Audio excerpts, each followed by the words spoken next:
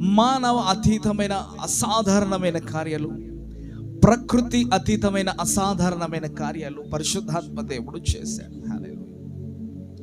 యేసుక్రీస్తు ప్రభులో ఉన్నటువంటి ప్రభావం ప్రజలలోనికి వెళ్ళింది, స్వస్థతలు చేకూర్చింది, అద్భుతాలు చేకూర్చింది, అనేకమైన కార్యాలు చేకూర్చింది.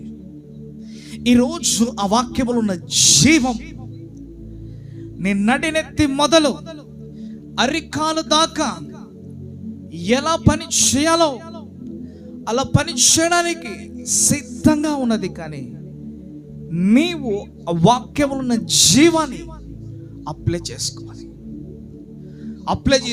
ఒక ట్యూబ్ ఒక శరీరానికి అప్లై చేసుకున్నట్లుగా శరీరంలోనికి వాక్యములో ఉన్న జీవం, యేసుక్రీస్తు ప్రభువులో ఉన్నటువంటి ప్రభావమే మనలోనికి పనిచేస్తుంది.